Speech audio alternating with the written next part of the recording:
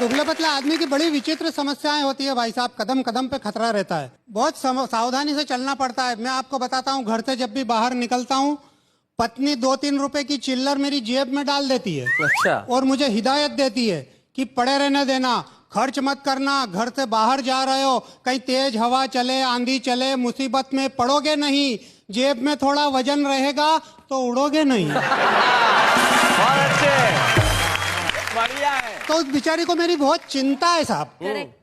और चिंता करना भी चाहिए, आखिर मैं उसका पति हूँ। हाँ, कैसा भी हूँ तो क्या हो गया। हाँ, उसकी मांग का सिंदूर हूँ मैं। ओहो।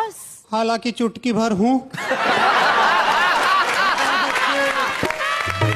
देखो, सिंदूर तो चुटकी भर ही काम में आता है जी। और किसी को ऐसा पति मिल जाए तो ऐसा थोड़ी कि वो रोज मुट्ठा भर भर के माथे पे सिंदूर लगाए।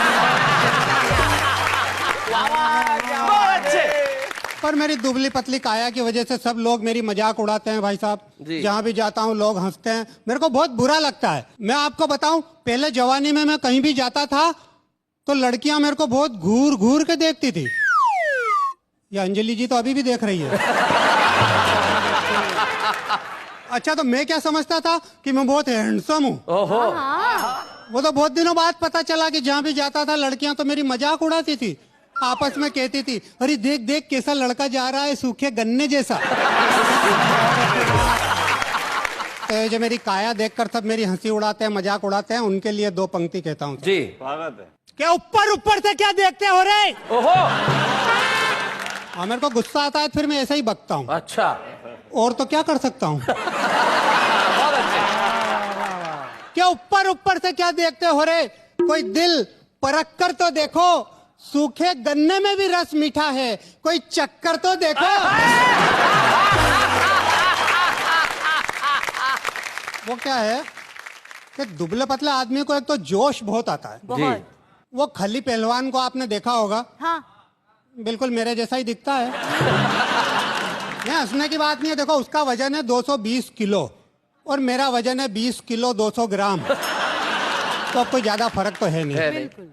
आपको पता होगा, एक इंटरनेशनल कुश्ती में खली एक पहलवान से हार गया था। तो मुझे बहुत गुस्सा आया। मैंने कहा, अपने देश के पहलवान को कोई विदेशी हरा दे, और वो भी मेरे होते हुए।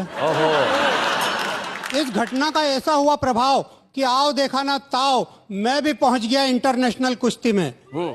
लड़ने नहीं, देखने। और वहां जाकर मैं भी दर्शकों के बीच में एक कुर्सी पर बैठ गया।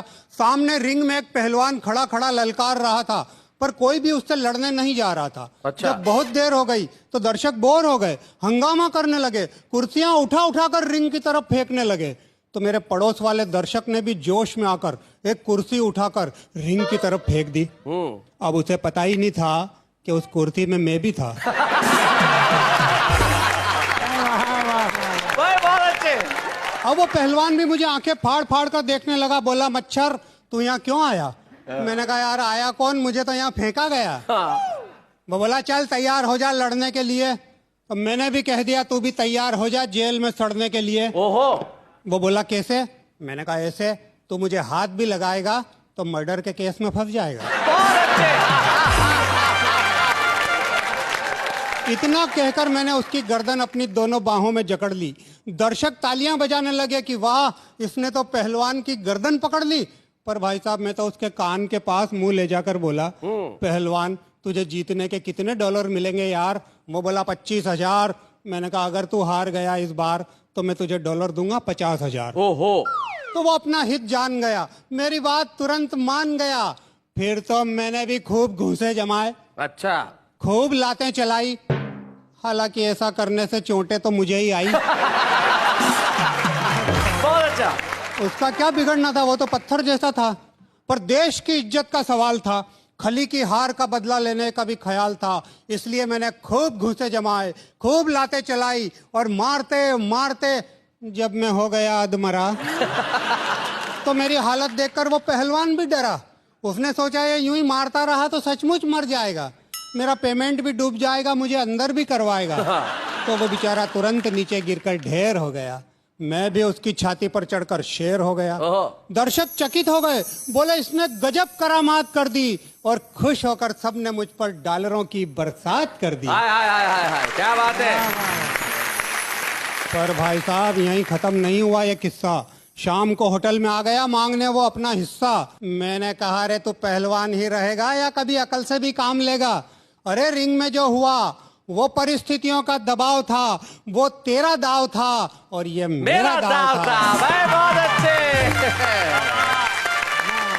और मेरी अक्ल के इस दाव ने तेरी ताकत को धूल चटाई है। अरे अकल के दुश्मन, अकल ने तो हमेशा ही ताकत पर विजय पाई है। क्या बात है भाई, वाह वाह, बहुत।